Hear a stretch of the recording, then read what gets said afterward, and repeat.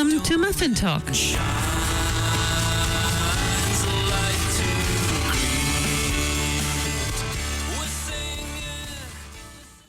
Kia ora and welcome to Muffin Talk. Today I have invited Fr Merv Duffy to a Zoom recording for a broadcast. Fr Merv, a very warm welcome. Thank you very much, Beate. It's a pleasure to be with you. The legendary life of Mary, that Mary was taken by her parents, by Joachim and Anne, and taken to the temple and goes up the steps to Joachim, the high priest, and it said she danced on the steps of the temple. So you get lovely depictions of this, of parents taking a child to effectively boarding school, and you can see how that image has all sorts of power for all sorts of generations of parents who have had to take their child into the care of someone else. Now, according to the legend, Mary stays in the temple and is fed by angels until she reaches puberty, when she starts menstruating, she can no longer remain in the temple because of the sacredness of blood in the Jewish religion. The priests of the temple say, what do we do with this holy virgin? We must find a widower who can look after her, who can marry her and keep her safe.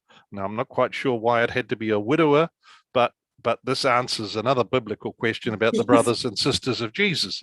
So they summon the widowers of Israel, who are each to bring a staff, and they bring their staff, and these staffs are taken into the Holy of Holies and prayed over by the high priest.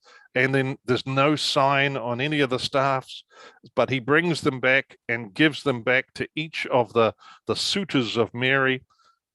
The last staff to be given back is to a carpenter called Joseph, and as given back, now the legend varies, the staff flowers or a bird lands on the staff, but this is the sign that Joseph is to take Mary home.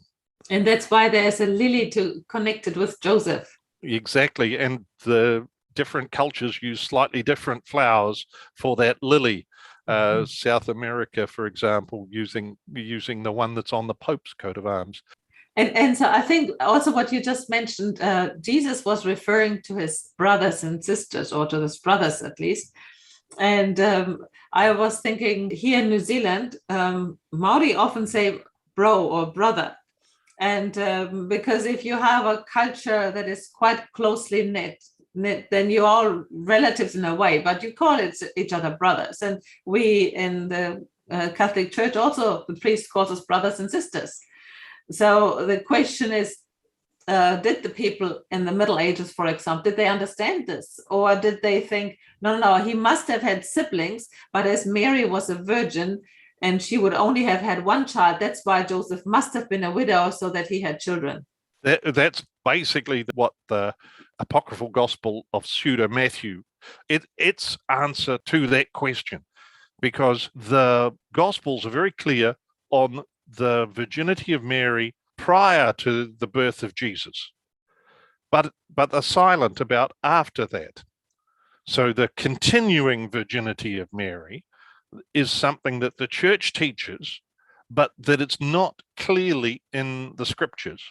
And as you say, there's that passage where Jesus comes to Nazareth and they say, isn't this the carpenter's son? Aren't his brothers, and names are given, and his sisters with us?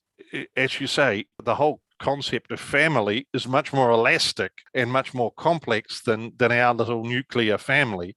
And so the answer from the apocryphal gospel is, these are the children of Joseph by an earlier marriage.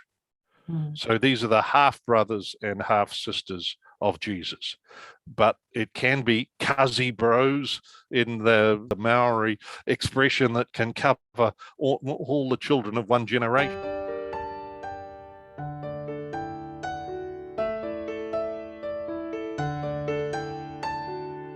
Aotearoa peace is calling, in the bonds of love we meet, for the world herald a new day dawning and shine.